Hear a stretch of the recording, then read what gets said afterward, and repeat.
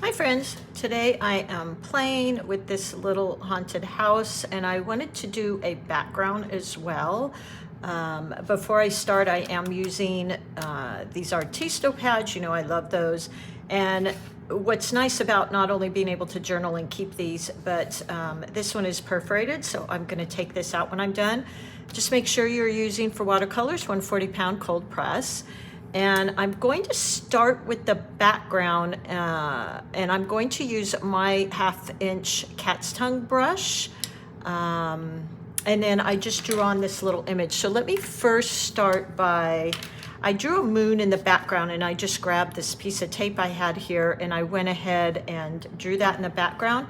I'm gonna go over it with my pen so that you can see it here. Normally I would just use pencil, but I want you to be able to see all this. And when I do the little house, the little haunted house here, it's going to be all in black anyway, so it's going to show up in front of this moon. There we go. And of course, I will use my metallics with this because I think that's got that Halloween feel. And just draw on a little door and some windows. You can kind of create your own, whatever fun things you want to do, maybe a chimney or what have you. You could even do this in a dark purple. I'm going to use black today. And then I will also paint in these trees that I have here, but I'm going to do the background first.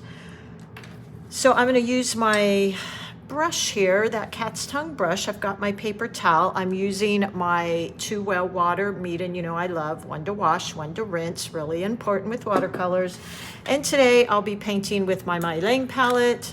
I just did a live and I wanted to show you because there's so many of these Paul Rubens palettes, and this is the student grade. The only difference between that I have found for me between the student and the professional is the student grade isn't going to have that light fastness, but I truly feel what has worked for me in the past, if I'm not hanging my paintings in the sun, they're not fading, so that's kind of what I go by. If I was to do a professional painting or a commission or something, I would use my professional tin of Paul Newman's, the Yulin, or maybe they're floral. But for this, I think it's just fine, and they're perfect for me to paint on every day. So I'm gonna start first. I think what I'm gonna do, I have my big full moon in the background here, and I'm going to kind of go around it with, let's see, what colors do I want to do? I think I want to do some yellows and oranges. Let me get some of those in my palette here so they're ready to go. When you're working wet and wet, I like to make sure I have my paints ready to go. So let's get some of those yellows. This is the cad yellow. You could use whatever yellow you've got, but I really like this cad yellow. And I'll get some of that orange in there. Either the yellow orange or even the cad orange is just fine. And this cat's tongue brush, similarly, is also called an oval wash because they do such a great job with washes, as you're going to see right now. So I'm going to go ahead and start laying in, just going around the edge of my little moon here. I'm going to be adding tons of water so I can really get this washy, fun effect. And I'm just painting over these trees I have drawn in the little house because I'm going to paint those black anyway, so they're going to be fine. I'll avoid it a little, but for the most part. So getting in, let's get a little bit darker oranges here. There we go. And just very wet and wet, letting it kind of blend. I'm going to take that. Now, normally when I'm painting the whole sheet, I would probably be more inclined to tape down my paper or use a block pad like the Meeden. But I'm gonna go ahead and use this Artisto. Look how pretty that is. Isn't that lovely? Again, this house is gonna be black, so I'm not real concerned about getting it painted with some of this background. Matter of fact, it'll even fill in some of those little windows we have there. So fun. I love doing backgrounds. They're so much fun. And I'm using quite a bit water just to show you how well this paper does do. It does really well with how much water I'm putting on it. And this is that Artisto pad. It's dropping in some of that red here and there. I think makes it really interesting. Some of that water. And then I'm going to go ahead and go in and dry this with my heat gun. So let me go ahead and do that. Let me find it here. These are great, by the way. I think I paid about $20 for this on Amazon. So let's go ahead and dry this. Okay, so that is all nice and dried. And I think I am, because this is the last sheet on my paper, my pad, I think I am going to go ahead and take this off. Okay. All right. So what we will do next, or what I'm going to do next, is I'm going to go in and look at that beautiful wash I got in the background. Isn't that pretty? So because I used so much water, like I said, normally I would tape this down.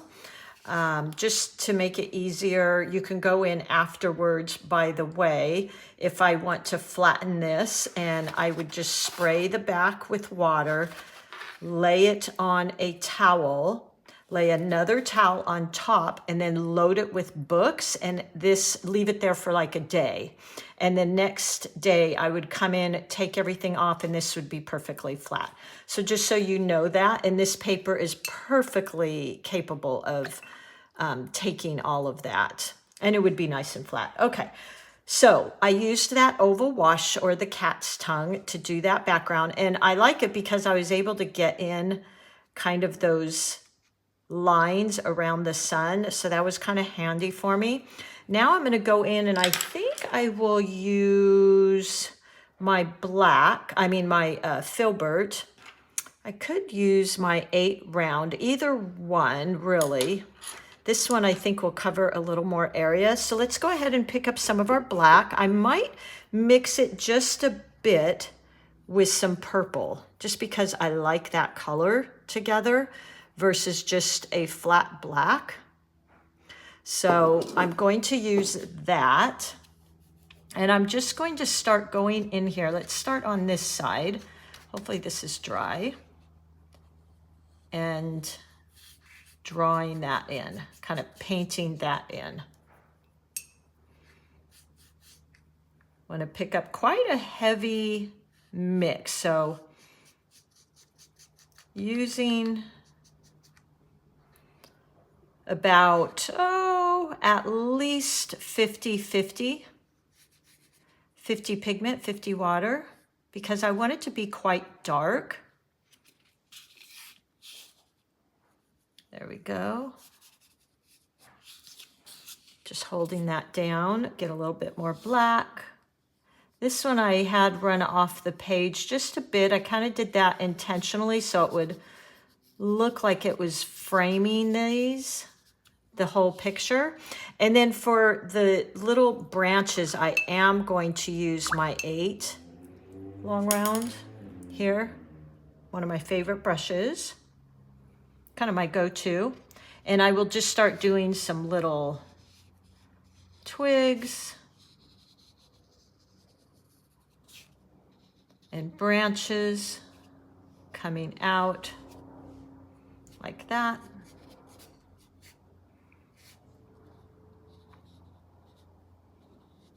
So it looks kind of creepy and scary. I'm not really a big one for the creepy stuff at Halloween. I like more the fun, cute stuff. Let's see here. Do some more.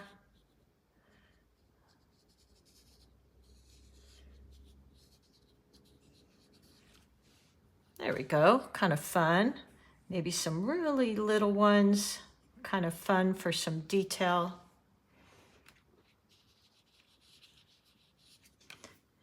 There we go. And then we'll do, I think I'm actually going to do the house next because I want to keep working to the right. If you're left-handed, you just want to keep working to the left. And I even got some blues in here, but I'm totally okay with that. It gives it a little bit of texture and some interest. Now let me show you too, if you have my set. If you don't, you can just use an 8 round. But for any type of really concise and sharp lines, the angle brush is great. If not, just use your 8 brush. Your 8 round is just perfectly fine. And I'm going to go in here. So if you do paint landscapes or, you know, architecture, things like that, this brush works really well. I can get those sharp lines with it, which in this case are working great. And then I'm just gonna go around these windows, and I might even do those windows with maybe some gold metallic to look like the lights are on inside. So look at that nice thin line I can get. Isn't that great?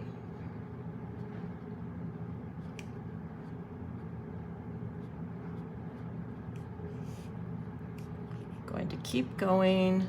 Such a great brush because I can also get the, use the tip of it to kind of outline like that. So it works both ways. Go in. And I love the contrast of the orange and the yellows and the black. I think that's really kind of a fun, cool look. There we go. I want to get that a little bit heavier so it's really black, but I always like having some, I don't like just a flat wash. I like it to be a little bit more like some light spots, some dark spots. Just using the tip of my brush. Look how well it goes around those windows. I love that. And then I can get these nice lines. There we go. Just keep going. So much fun. I'm having so much fun with Halloween. It's always a kind of fall, and Halloween is one of my favorite holidays, especially to paint around because there's so many fun things you can paint. So I'm just going to continue filling this in, and then I'm going to move over to the tree. And you can add whatever you want in here. Maybe a cat or some bats would be really fun. There we go. Just keep painting this in. Almost done. There we go. And most of all, you know, just have fun with these. Kind of make them yours. Create your own designs. Maybe even do a little chimney here. There we go.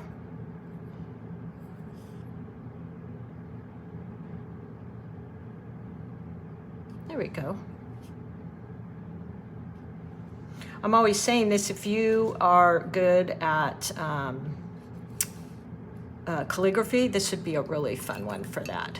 I could use this angle brush for the tree, but I'm gonna go back to my Filbert just because I felt like I could cover a little bit more area with that. So let's start at the bottom here. Just painting that in.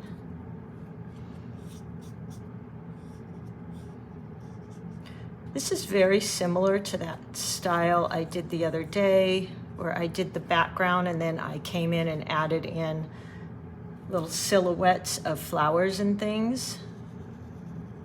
It's such a fun one because you can really use all kinds of fun colors for your sunset. There we go. Got another tree there, and we'll do some branches coming off of that too, so it really has kind of that spooky feel. There we go. Keep going. And I'm using a pretty thick, a little bit thicker mixture here because I really wanted that black to look dark and cover up that orange. I can get some nice thin lines with this brush though. So I can even come out here, start doing some little branches. I think for most of the branches though, I'll grab that 8 and draw those in. I'm gonna come across the moon there. There we go.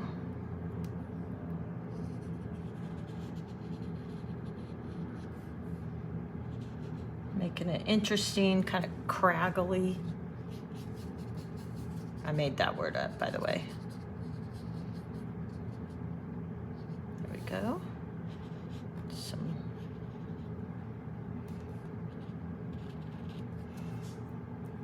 That's so fun. Let's do this branch coming out here. Kind of so it's silhouetting that house. Kind of lead your eye around. So the house is somewhat, and the moon is the focal point. And then the tree just supports that focal point and kind of leads your eye into it. You could even use a gouache here because a gouache is so opaque. If you were using a brighter background and worried about that black covering it, you could definitely use a black gouache. There we go. Just keep going here.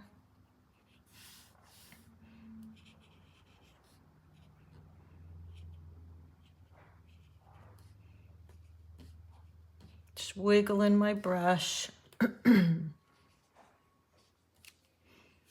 Create some little ones down here.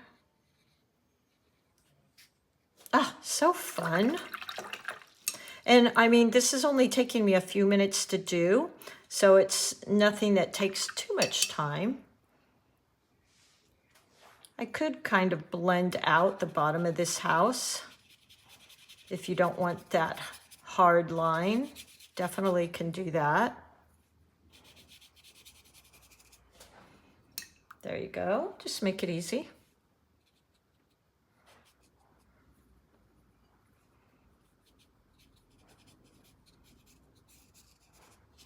So it kind of leads your eye up into the house. And then I want to make sure the house is dry, and I think I'm going to go in there with my gold so that it looks a little bit like there might be some lights on in the house. Right now it's glowing a little bit because that first wash is showing through.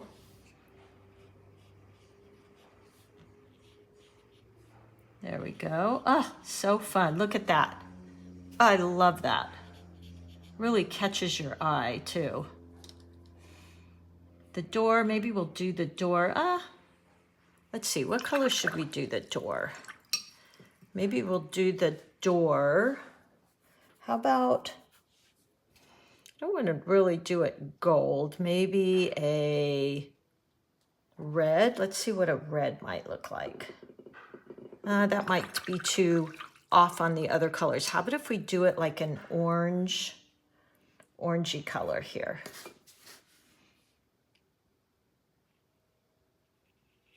There we go.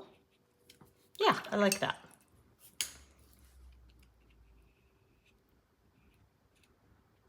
So cute. And I love when they're just easy like this. You could actually go into this moon and you could put some fun, like maybe, which really I should have done before I did the black, but this is kind of an afterthought. And because the moon sometimes has little shadows and things in it. So we could go in there with some silver or some very pale black and add in just a tiny bit of shadowy colors. Maybe I'm just using a very light wash of the black, but look at how much detail that adds. And so simple. You want to make sure your trees are dry. And that kind of gives it that look of even a little bit maybe more secretive, maybe suggestions of something on the moon. We could go in with some of our mirror and add just a touch of sparkle to our moon. Ooh, look at that. Oh, that's fun. I love that. You know, I'm always going to be adding these whenever I can. Of course, you can stop beforehand, but I love adding this sparkle in. Just makes it look like that moon is just shimmery and shiny. Kind of like some of the full moons we've had here in California recently. Had some really pink moons and all kinds of stuff. All right, so I think I'm about done. And let me just hold it up so you can see some of the shimmers and sparkles. And there you go. I used the, let's see, this is the golden series, which I'm almost out of. Got to get some more of that, order some more of that from MAB. And then I just did a wash of a background for the moon, just a light value of that black. And then I added in those sparkles. I hope you give it a try. This was awfully fun and happy painting. Thanks so much for hanging in here with me and being here with me. I love our little community. We're having so much fun and happy painting. Most of all, have fun.